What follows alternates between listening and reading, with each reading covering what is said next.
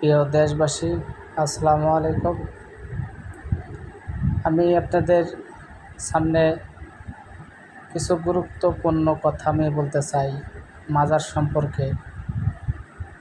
কথাগুলি হচ্ছে, আমরা মুসলমান। দেখেন, এই সমস্ত পৃথিবী আল্লাহ পাক সৃষ্টি করেছেন। যেই নবী করিম সাল্লাল্লাহু আলাইহি সাল্লামকে সৃষ্টি না করলে, যার উসিলায় যার এই পৃথিবীকে সুন্দর করে সাজিয়েছেন সেই বিশ্বনবী জনাব মুহাম্মদ রাসূলুল্লাহ সাল্লাল্লাহু আলাইহি সাল্লাম। তিনি সমস্ত নবীদের তিনি সর্দার এবং সমস্ত পৃথিবীর মানুষের তিনি নবী। সেই নবী দুনিয়া থেকে চলে গেছে 63 বছর। আল্লাহ পাক তার কবরটা দেখেন, মদিনায় কি সুন্দরভাবে আল্লাহ পাক তাকে কবরটাকে হেফাজতে রেখেছে, কিন্তু তার কবরটা আল্লাহ পাক মাজারে বানালো না, তার কবরটাকে গায়েবী বানালো না। কিন্তু আমার আপনার মতো একজন সাধারণ মানুষের কবর, যে পায়খানা করে ঠিকভাবে পানি বের করতে পারে না, প্রস্রাব করে সে ঠিকভাবে পানি নেয় না, সে মারা যাওয়ার পরে কবরের থেকে সে কীভাবে মানুষকে সাহায্য করতে পারে? এটা মানুষ মৃত্যুর পরে তার কোনো ক্ষমতা থাকে না, তাহলে তার কবরটাকে মাজার বানানো হয়, তার কবরটাকে বান্ডামো করা হয় কিছু মানুষ। তাহলে এই দেখেন, আমাদের নবীজি এই পৃথিবীতে কবর মাজার হলে একমাত্র আমাদের বিশ্বনবী জনাব মুহাম্মদ রাসূলুল্লাহ সাল্লাল্লাহু আলাইহি সাল্লামের কবরটাই অতি প্রথম মাজার হতে। কিন্তু ওনার কবর মাজার না হয়ে আমার আপনার মতো একজন সাধারণ মানুষের কীভাবে মাজার হতে পারে? আর কীভাবে সে গায়েবী হতে পারে? কীভাবে সে মানুষকে চাওয়া পাওয়া পূরণ করতে পারে? এটা অসম্ভব না। যে বিশ্বনবীকে আল্লাহ পাক সৃষ্টি করেছেন, সমস্ত পৃথিবী তার উসিলায় সৃষ্টি করেছেন। আল্লাহ পাক জিবরাইলের মাধ্যমে যদি কোনো ওহী যদি না পাঠান তাহলে কিছুই সে বলতে পারতেন না।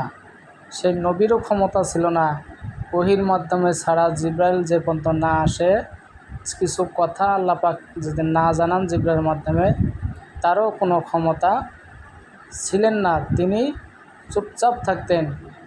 তাহলে সেই নবী জিবরাইলের মাধ্যমে ছাড়া, আল্লাহর হুকুম ছাড়া কথা বলার ক্ষমতা ছিলেন না। তাহলে আমার আপনার মতো একজন গুনাহগার মানুষ, একজন নফরমান একজন মানুষ, সে মৃত্যুর পরে কীভাবে সে আউলিয়া হতে পারে, ওলি হতে পারে, বাবা হতে পারে? এটা আমাদের বুঝে আসে না। তাহলে সে মৃত্যুর পরে তার কোনো ক্ষমতা থাকে না, সে মৃত্যুর পরে কীভাবে তার কবর মাজার হয়, তার চাওয়া পাওয়া পূরণ করতে পারে? দেয়ার মালিক তো আল্লাহ, কিন্তু মাজারে তো দেওয়ার ক্ষমতা নাই, মাজারে তো সেজদা করার মতো আমাদের অধিকার নাই। সেজদা করার পাওয়ার মালিক একমাত্র আল্লাহ রাব্বুল আলামিন আহকামুল হাকিমিন, তিনি ছাড়া আর পৃথিবীতে কোনো মানুষ সেজদা পাওয়ার উপযুক্ত নাই। তাই আমি প্রিয় দেশবাসী ভাইদেরকে আমি বলতে চাই, আপনারা সমস্ত মাজারকে আপনারা ভেঙে চুরমার করে দিন।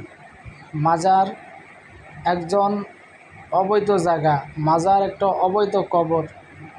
এই অবৈধ কবর, অবৈধ মাজার, অবৈধ ইনকাম করার জন্য যে মাজারে নাকি গাঞ্জা খাওয়া হয়, মদ খাওয়া হয়, নারী পুরুষ একত্রভাবে কত কিছু খারাপ কাজ করা হয়, তাহলে আমরা কেন ওই মাজারকে বিশ্বাস করব? এই মাজারকে আমরা ভেঙ্গে চুরমার করে দেবো। আমরা চাই পৃথিবীতে, বাংলাদেশে কোনো মাজার থাকবে না, মাজার আমরা বিশ্বাস করব না।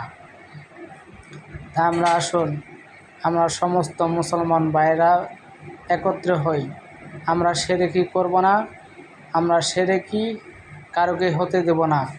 আমাদের মুসলমান ভাই বোনেরা, আমাদের মা বোনেরা অনেক শিরকি করে, দেখা যাচ্ছে তার বাচ্চা কাচ্চা হয় না, তার অসুখ বিসুখ হয় সারে না, ওই মাজারে মান্যত করে, মাজারে যা বাচ্চা চায়। আমরা মুসলমান ভাইদেরকে অনুরোধ করে বলবো, আপনাদের মা বোনদেরকে সচেতন থাকেন, আপনাদের মা বোনদেরকে সবসময় নামাজ কালামের অনুমতি দেন। নামাজ কালামের থেকে আপনারা তাদেরকে আগ্রহ রাখেন। চাও পার মালিক একমাত্র আল্লাহ। চাইতে হলে আল্লাহর কাছে যান, কোনো কবর, কোনো মাজারের কাছে নয়, কোনো ভণ্ড পীরের কাছে না। ভণ্ড পীর দুনিয়াতে মানুষের ঈমান নষ্ট করতেছে। কত অমানুষেরা, নাস্তিকেরা মুসলমান সেজে, পীর সেজে মুসলমানদেরকে ঈমানকে ধ্বংস করতে চাচ্ছে, ঈমানকে নষ্ট করতে চাচ্ছে। আসুন আমরা সবাই মুসলমান ভাইরা, আপনারা সবাই একত্র হন, মাজারের বিরুদ্ধে আমরা এক হই, ভণ্ড পীরের বিরুদ্ধে আমরা এক হই। তাহলে আমাদের বাংলাদেশে কোনো নফরমানি চলবে না, আমাদের বাংলাদেশে কোনো নাস্তিক আমাদের ঈমানকে নষ্ট করতে পারবে না। আমরা সবাই মুসলমান একতা হয়ে এই ভণ্ড পীর, ভণ্ড মাজারকে আমরা ধ্বংস করে দিই। আসুন আমরা ইসলামী একটা সুন্দর বাংলাদেশ আমরা তৈরি করি। আসসালামু আলাইকুম রহমতুল্লাহি ওয়া বারাকাতুহু। আমার এই ভিডিওটাকে ভালো লাগে থাকলে আপনার লাইক, শেয়ার, কমেন্ট করে সারা বিশ্বে আপনি ছড়ায় দিন এবং অন্য অন্য মানুষকে আপনি জানার এবং শোনার সুযোগ করে দিন।